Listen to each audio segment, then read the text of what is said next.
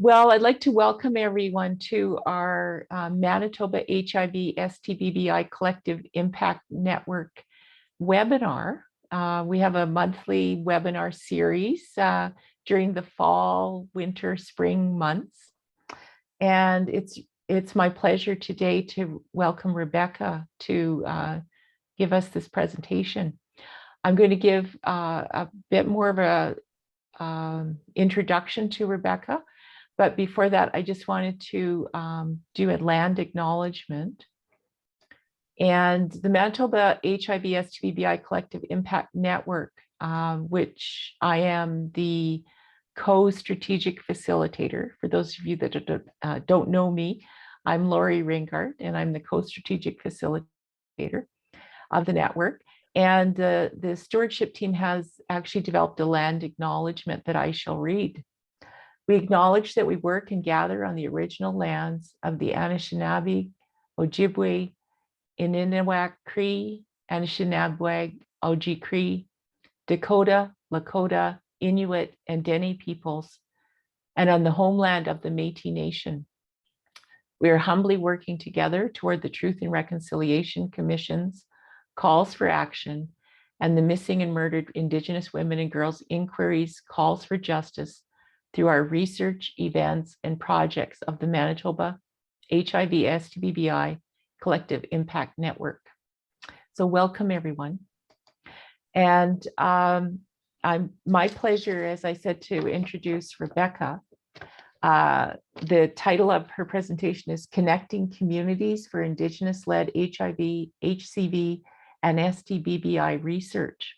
And I'm really excited because Rebecca and I've been working together now for quite a long, several months, maybe over a year now, as Winiska and the network are partnering together on work.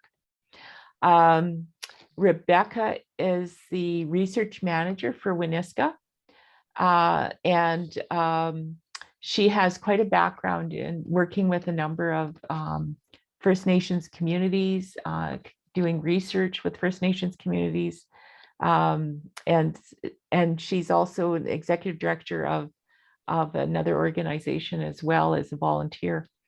Her approach has always included both Western sciences and Indigenous-centered knowledge, collaboration, and capacity building at a community level. So without further ado, I'm going to hand it over to you, Rebecca. And thank you so much.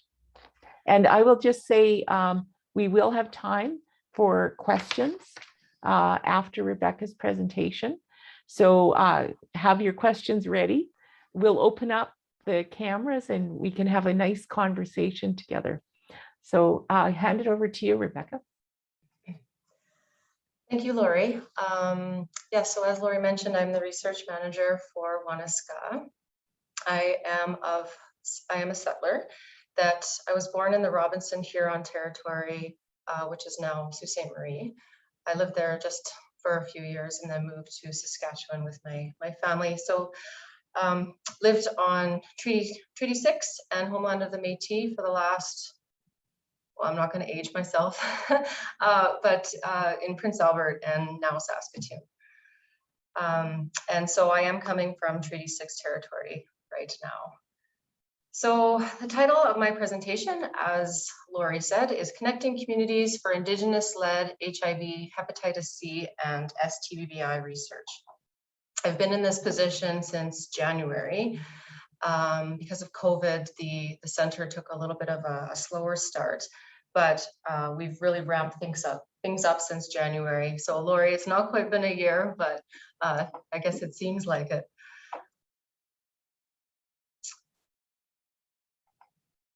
So what is Waniska? It's an Indigenous-led, Indigenous-focused center for research on HIV, Hepatitis C, and other sexually transmitted and bloodborne infections, focused on Saskatchewan and Manitoba. It's a 5-year, $2.84 million peer-reviewed collaborative research project funded by CIHR. Waniska, the word, is a Cree and Saulteaux word that means wake up, arise.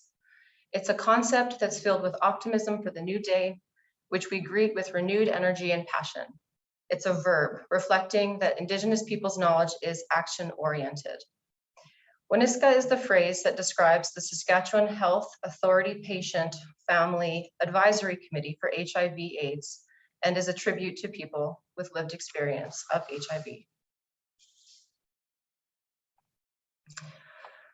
So why Waniska? Why was this center formed? As most of us probably know, Indigenous people in Saskatchewan and Manitoba face disproportionate rates of HIV, Hepatitis C, and other bloodborne infections.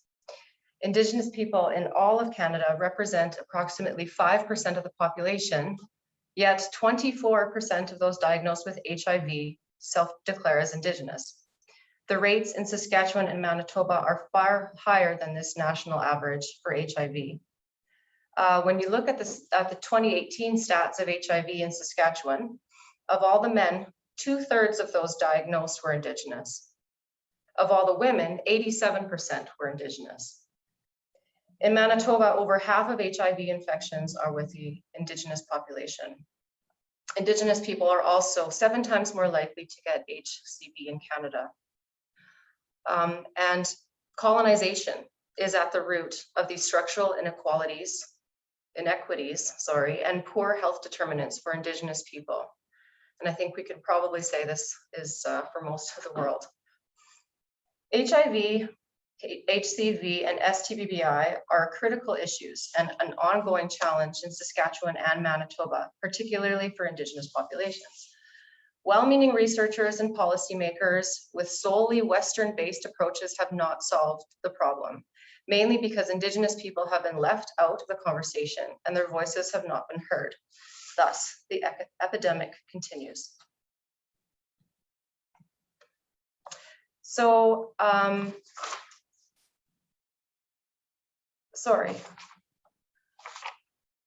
I just want to go back for 1 second. In addition, the mainstream solutions for HIV, Hepatitis C, and STBBI have been limited to individual and group level risk factors and do not account for Indigenous people's experiences or situations. Previous research has ignored the social, colonial, and historical context of Indigenous people. It ignores the inequitable access to screening, diagnosis, treatment, care, and social supports for Indigenous people. The research has been led primarily by non-Indigenous people in non-community settings. And research findings are not always applied to programming because they don't always reach the community at the ground level. So the following, I wanted to show a clip from our launch that occurred on June 21st of this year.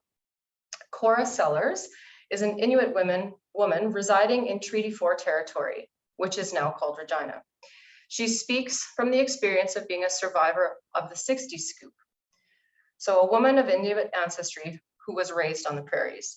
She attributes the trauma she faced and faces to colonization and a loss of identity. Here are her eloquent words. And I will just.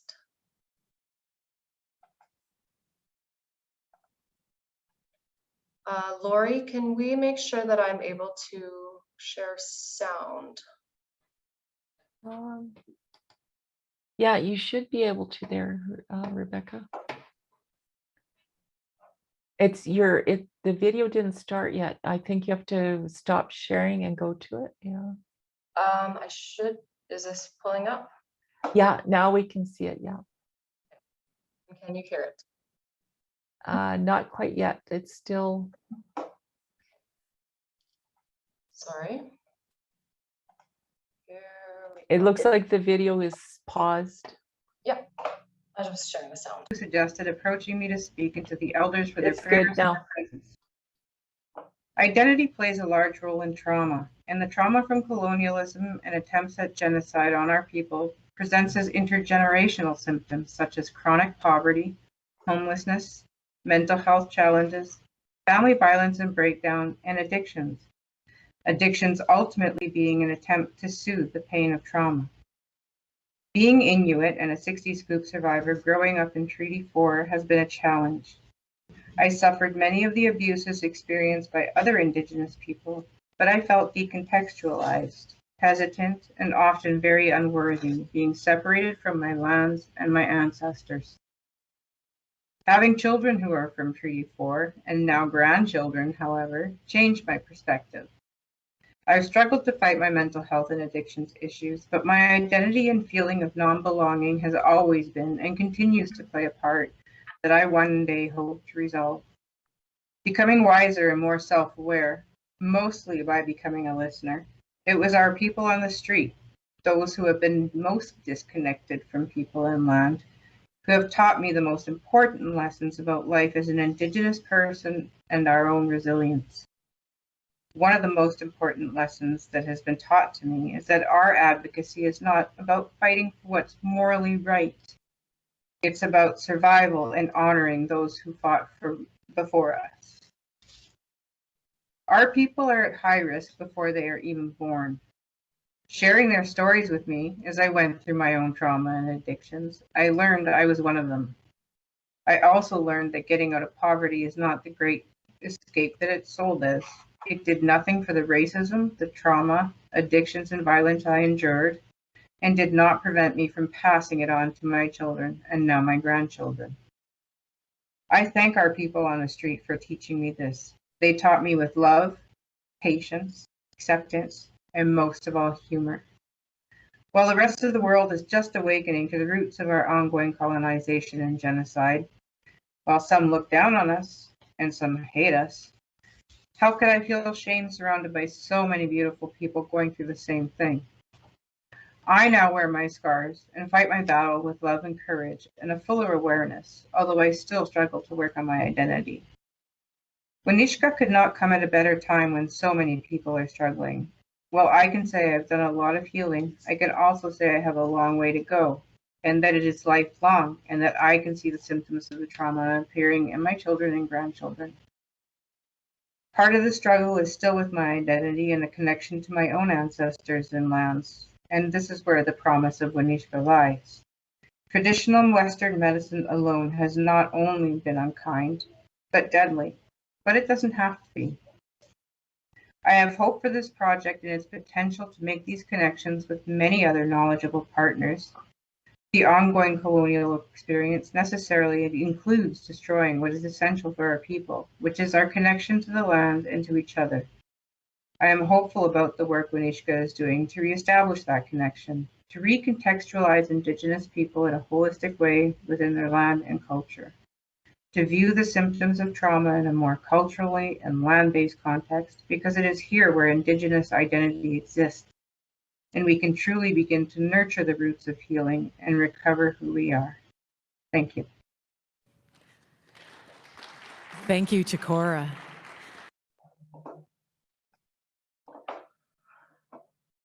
Just have to pull up. Sorry. Yes, so Cora mentions that reconnecting to the lands and to her ancestors is in a holistic way is the way to healing and to recover who Indigenous people are. And this is exactly what Waniska, this Indigenous-led, Indigenous-focused center, was created to do. So the center has several aims. 1, build the infrastructure for interdisciplinary collaboration between academia, civil society, and Indigenous peoples and communities with the goal of enriching and improving research and improving access to testing and its link to retention and care. 2, train and develop a new generation of Indigenous researchers with expertise in HIV, Hepatitis C, and STBBIs by establishing partnerships across Saskatchewan, Manitoba, Canada, and the world. 3, bring more research into HIV, Hepatitis C, and STBBI that is focused on and led by Indigenous communities that restores a gender balance. 4, translate, organize, and disperse information such as culturally relevant knowledge and practices with Indigenous communities. We approach these aims in several different ways, and I'm not going to be able to pronounce this quite right, but I'm going to try. Atuap Tmunk, or two-eyed seeing. Mi'kmaq Elder Albert Marshall defines two-eyed seeing as learning to see from one eye with the strengths of Indigenous knowledges and ways of knowing, and from the other eye with the strengths of mainstream knowledges and ways of knowing, and to use both these eyes together for the benefit of all. We approach these projects with gender reawakening and rebalance and healing, as they are essential for the health and wellness of an individual and their community. Gender is a concept for determining roles, processes, and structures in a community or society. Indigenous worldviews, health, and wellness have been impacted by gender and colonialism. Western colonial ideas of gender roles were wrongly applied to Indigenous people and communities. So Indigenous people in North America and other places touched by colonialism have been significantly impacted in terms of culture, identity, spirituality, and ways of being, conflicting with European-centric Christian views. The imbalance in gender disrupted the way spiritual and health beliefs that led to wellness and instead contributed to inequity with substance abuse, HIV, hepatitis C, and other STBBI seen today. The Waniska Center takes a proactive, strengths-based approach. Our research gets at the root of the causes of inequities and focuses on individual and communal strengths rather than what they may be lacking. We also approach research with the concept of ethical space in mind. This is the space formed when two societies with disparate worldviews engage with each other in a respectful way. We also approach our projects from a land-based, culture-based healing. The land serves as an Indigenous health determinant to individual and communal health and wellness.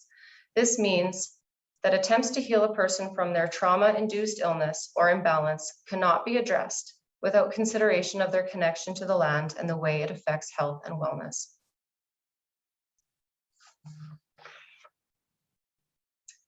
The center is guided by an Elder and Youth Council, which is composed of Indigenous elders and youth representing First Nation, Inuit, and Métis cultures from the two provinces of Saskatchewan and Manitoba. We have 4 elders, 2 from each region, and 4 youth, 2 from each region. It was thought that the elders and youth together as one council would promote intergenerational learning between them. The Guiding Oversight Council is composed of Indigenous scholars and knowledge holders with expertise in Indigenous research, land and culture-based research, and they have many community connections. It's led by the nominated principal investigator, Alexandra King, as well as Malcolm King, Alex Wilson, Jackie Flett, and James Whitecap.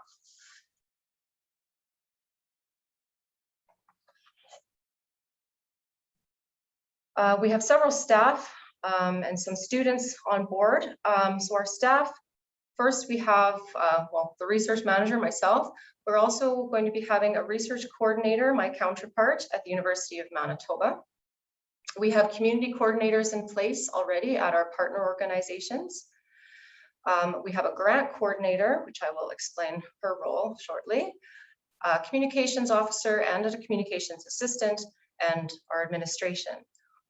We have a few students on board already. Nathan Oakes, he is an Indigenous PhD candidate, and he's focusing on land and culture-based research and identity medicine. We have Taiwo Amatapi, who's a Master Public Health candidate, and he's working with our developmental evaluation, which I'll also explain a little bit later. We're looking for a postdoc who will focus on land and culture-based research with Dr. Alex Wilson, and a master's student will be coming on board soon. So our partnerships, we've partnered with community organizations and academic institutions. Specifically, our community partners are Ganiganichik in Manitoba and All Nations Hope Network in Saskatchewan. These community organizations host the Waniska community coordinators to work directly with these community organizations. At the academic level, we've partnered with Ongamazin Research Center, the Institute for Global Public Health, and the Colleges of Medicine and Nursing at the University of Manitoba. My counterpart research coordinator will be situated at the U of M. In Saskatchewan, our academic partnerships are with the Colleges of Medicine and Arts and Science, and the center itself falls under the Powasisquan Indigenous Wellness Research Group, at the University of Saskatchewan. We also have a partnership with the National Collaborating Center for Infectious Diseases in Manitoba. We have multiple community knowledge users and academic co-investigators and collaborators, predominantly in Saskatchewan and Manitoba, but across Canada as well. The research priorities of communities come first. What they feel and know to be vital in combating HIV, hepatitis C, and STBBIs determines the projects that we pursue. This is in stark contrast to normal helicopter research that dominated and still dominates Indigenous research in the past and continues today, although there has been improvement. Our grant coordinator connects with communities and community organizations to do a needs assessment of sorts. She works with them to determine program and policy gaps, and then pursues grant opportunities and connects the project to academics, preferably in early Indigenous scholars, to build and implement the project when it is funded. With this strategy, we hope to bridge capacity for research and build research programs that are relevant, applicable, and implemented at the ground level. The community is the driving force for the projects, and we're here to provide support to serve the Indigenous people who are most impacted by HIV, hepatitis C, and STBBIs.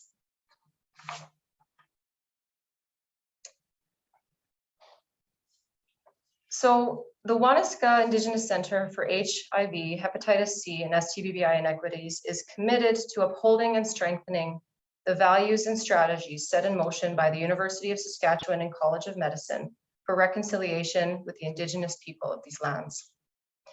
We prioritize Indigenous ways of knowing and doing, not just within our research projects.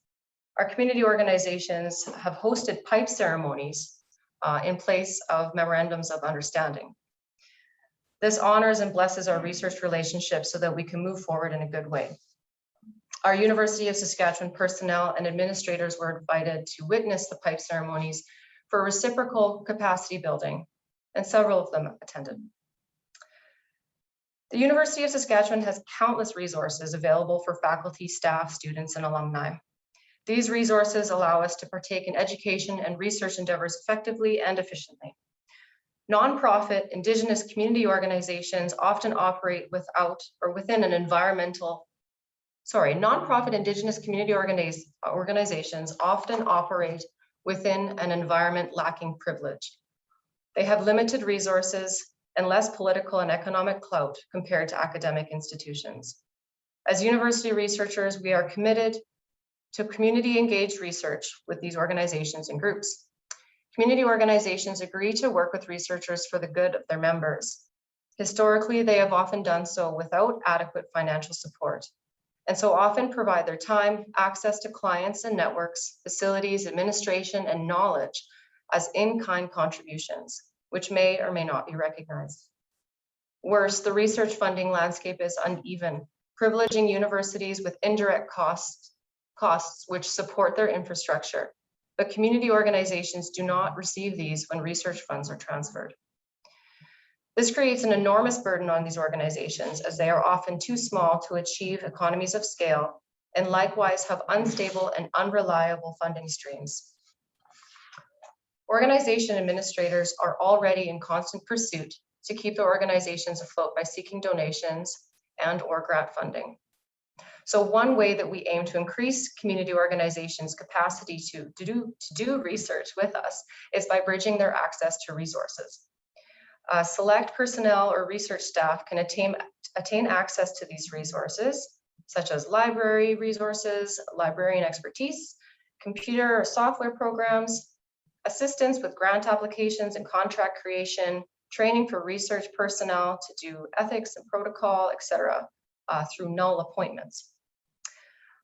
We've presented this initiative to the U of S Indigenous Research Resources Committee to elicit support, and it's sitting with them currently. This hopefully can help level the research playing field.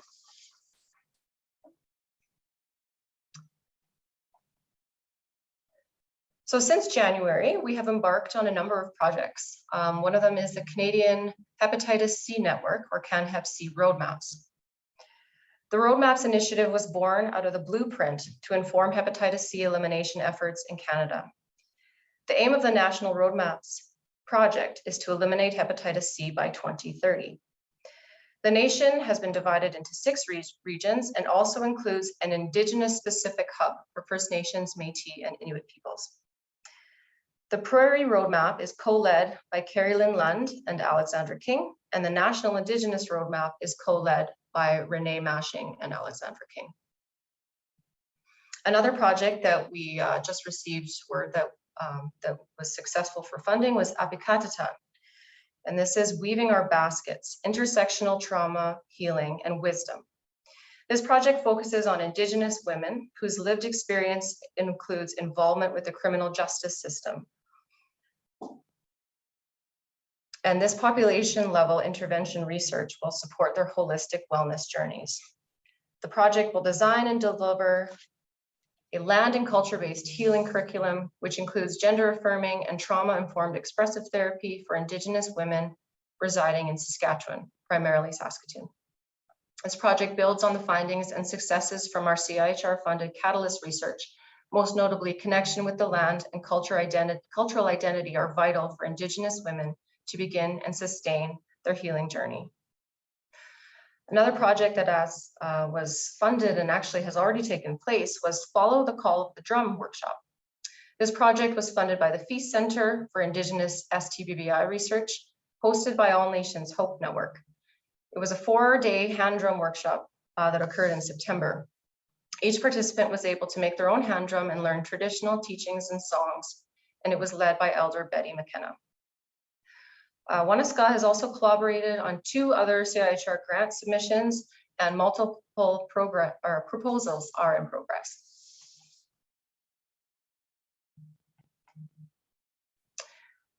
One way that we hope to support research projects is by facilitating the creation of community guiding circles.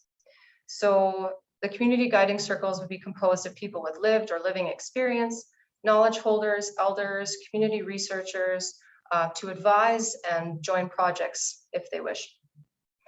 So we've just started this initiative, but in order to facilitate the creation of these community guiding circles, we're creating a pool of people who are interested in different areas of Indigenous research related to HIV, hepatitis C, and STBBIs. So we're helping them succeed by pulling together, creating and facilitating training opportunities, and creating some form of certification or micro-credentialing. The aim of this is to bolster individuals' confidence and understanding of research. We have funding to provide honoraria to those who wish to take the various courses and training provided by many of your wonderful organizations.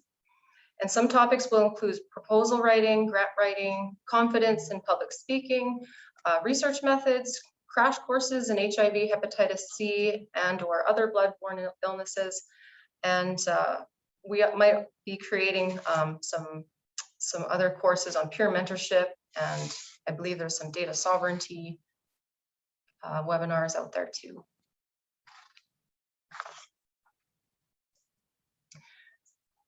So I mentioned this earlier, but we've adopted a developmental evaluation approach to aid in continuous learning and improvement in our relationships, approaches, and methods with the center and its projects. As the center grows, we will be able to make adjustments to ensure that we are doing as we set out to do, which is support community and community organizations to do the work that will make the most positive impacts.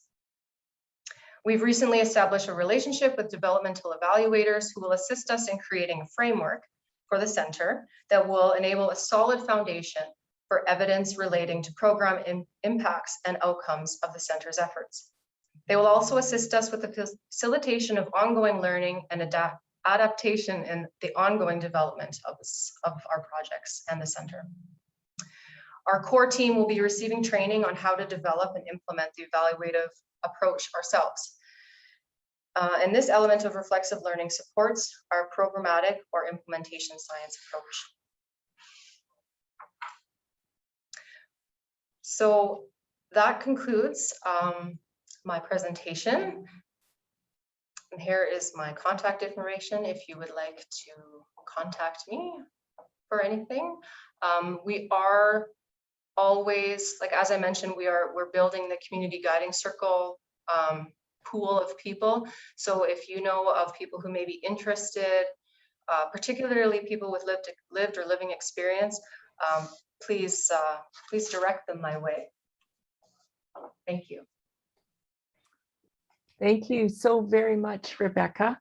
And I was going to now open it up for any questions. And I will open up allow people to talk. And if you've got a question, please go ahead or put it in the chat if you like. But I'm allowing you to all speak here in a sec.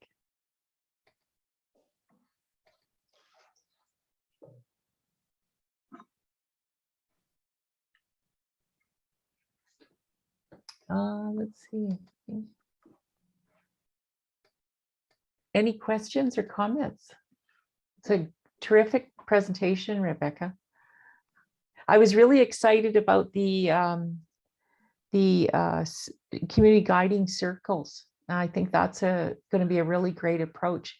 And just wondering how, maybe I'll just throw in a question, is how researchers might be able to tap into that. Yeah, well, when we join projects as like collaborators or co-applicants or whatever, we kind of promote the creation of a community guiding circle for the project. And, you know, say that we'll be able to assist in creating, recruiting, training the people so that they can join the projects themselves. I was just wondering if other researchers who are doing work can tap into that as well, into the community circles, guiding circles group.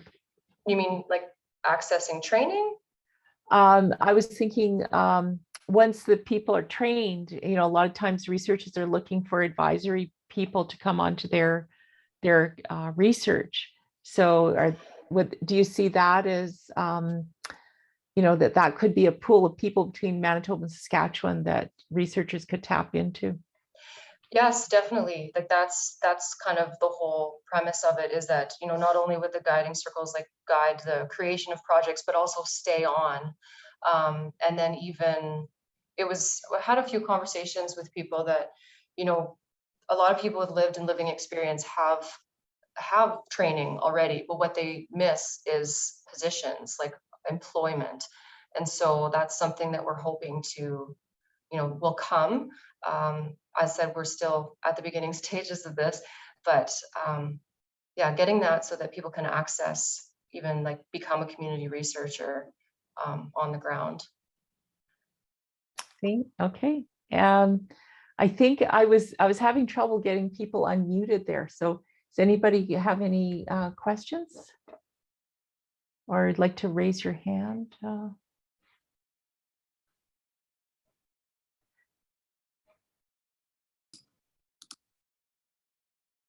Linda, hi. Hi, Linda. Hi, Rebecca. I was just thinking if and wondering if you can speculate on what's going on or potentially going on or already going on. So sort of geographically across the north of Saskatchewan and Manitoba, if there are projects planned or ideas that Winiska has for research across those two regions, because the people are interconnected and travel back and forth. And I'm just wondering what Winiska is thinking about.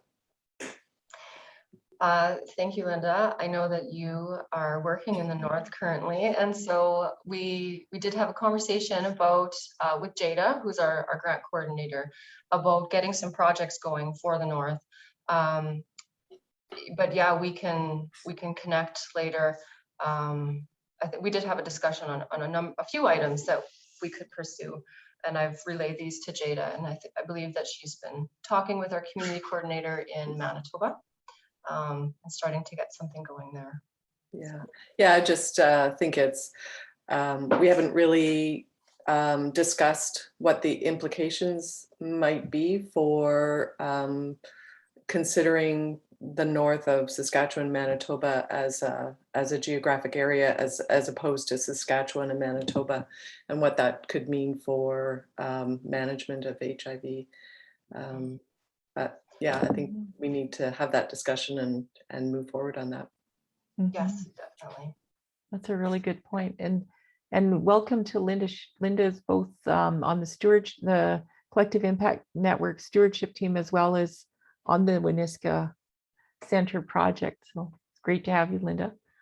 Any other comments, questions?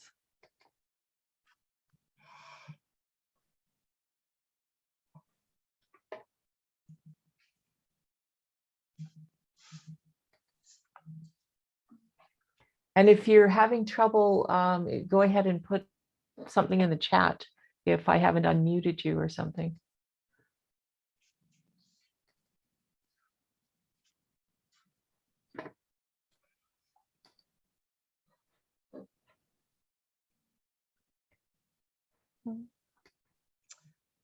Do you, I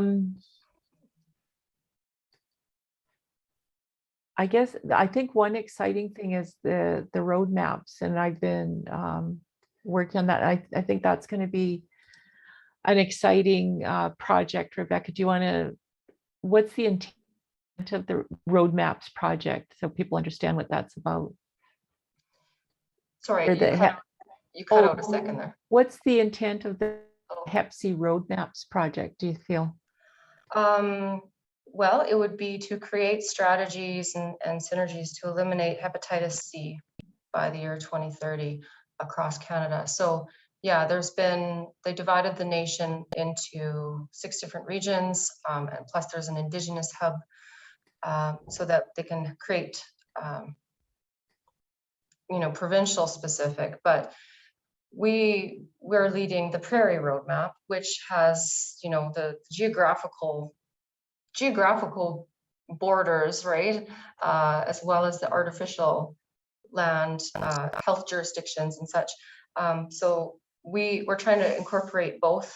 So we'll need to, and I think, Linda, this could, well, at least for hepatitis C, could address that in the north. We're kind of, and then working alongside with Ontario as well.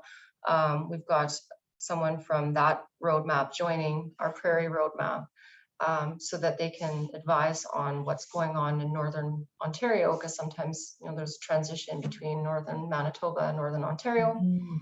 So we're taking kind of a dual approach with the Prairie Roadmap, to address that, hopefully creating strategies for the priority populations.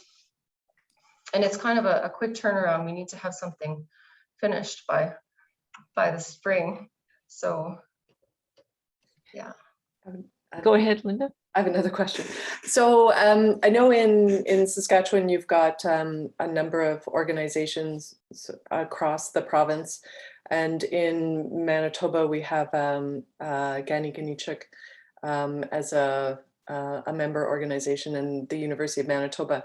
But it would be interesting and useful and important if we had a hub in Northern Manitoba. So a research organization, not maybe research organization, but a community-based organization that serves the North as part of Winiska. Is there any room for that or appetite for that?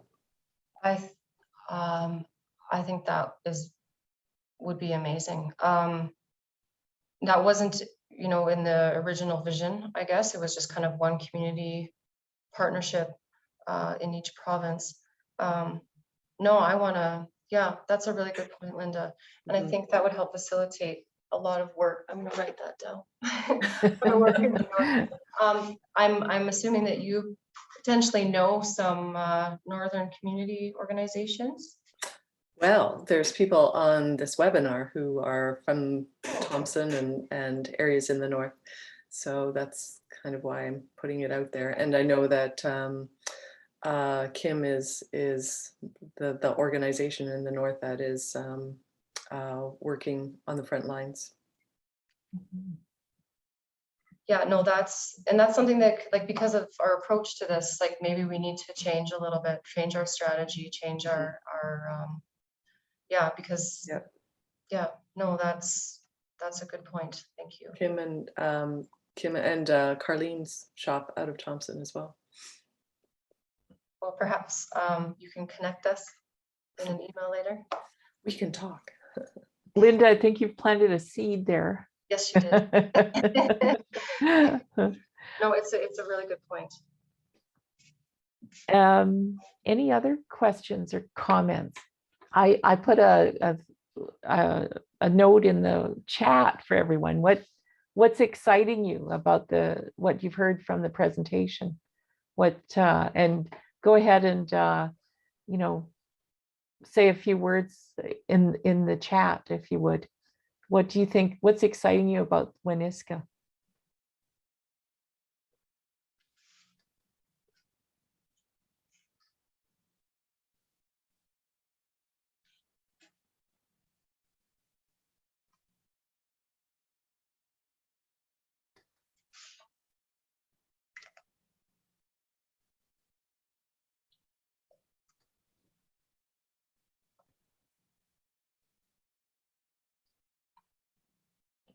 What was one thing that you heard from Rebecca's presentation that kind of got you excited? If you can put that into the chat.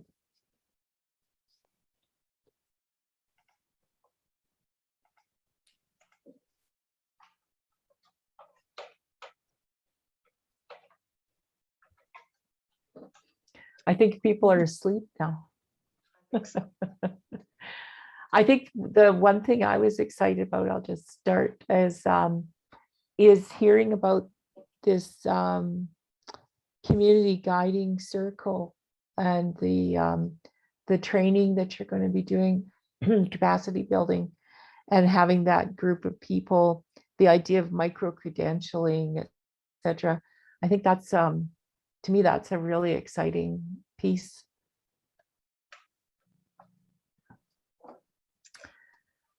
Any other comments, questions? Well, I would just like to thank you, Rebecca, for an excellent presentation. And I think it really gave all of us a really good big picture view of Winiska and all of the things that are happening so far and the plans starting to move forward. It's really exciting to see things really taking off now. And I know we're excited from the network perspective, and it's going to be really good as we move forward. So with that, thank you, everyone. Have a great day. You've got 10 minutes now to go and grab a coffee and get refreshed before, I'm sure everyone has an 11 o'clock Zoom meeting. And Rebecca, I'll stay on with you after. Thank you. Thank you, everyone.